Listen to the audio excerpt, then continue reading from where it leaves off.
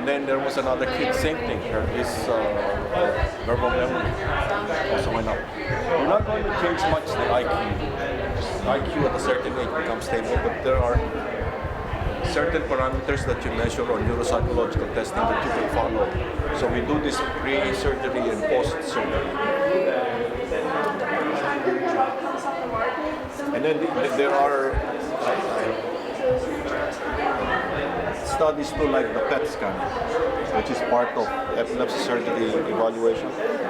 This looks at how your brain utilizes sugar, thinking that in between seizures, the area of the brain that's causing the seizure is not going to use as much sugar as the rest of the brain. So we call it hypometabolic. So we had a patient whose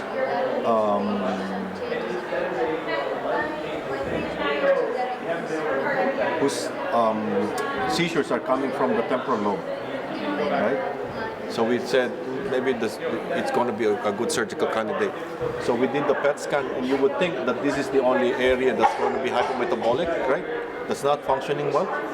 No, this whole thing was not functioning well, just from the seizure on that area. So localizing seizure is one, and determining the extent as to how that seizure is affecting that child.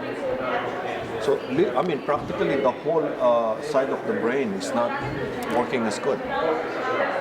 So we just did surgery on her. So we're going to repeat the PET scan to see whether the rest of the brain is going to start using sugar. We just did surgery a week ago on her. So what patients are not coming? So outside of if there's a motor function or a verbal function that's coming from that side of the brain, but how do you won't be able to find it out unless you do a craniotomy, right? No, unless you do the pre-surgical workup. And you don't have to do the craniotomy to do the pre-surgical. So when we do the pre-surgical workup, so this is the thing that I talk to patients about. When I admit you for pre-surgical workup, it does mean we're going to do surgery. And then they say, oh, okay, let's do it. Because they think that when you bring them, that you're going to do surgery. So let's do pre-surgical, right? We do video EEG for 96 hours. That's how we do it. During this time, we take you off the medication because we wanted to see your seizures. We wanted to see the seizures on video. We wanted to see the seizures on EEG. Because if I could tell you where the seizure is coming from, that's a good sign, right? So, number 2, we do PET. This is interictal, meaning in between seizures. And then we do SPECT,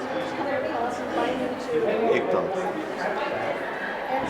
This is sugar. This is blood flow. But we need to do this during a seizure. We inject you with this technetium 99, thinking that if the area of the brain that just caused the seizure would use more blood flow than the rest of the brain. So it's going to be hyper. When this one is going to be hypo, right? Low. And then number 4, we do MRI.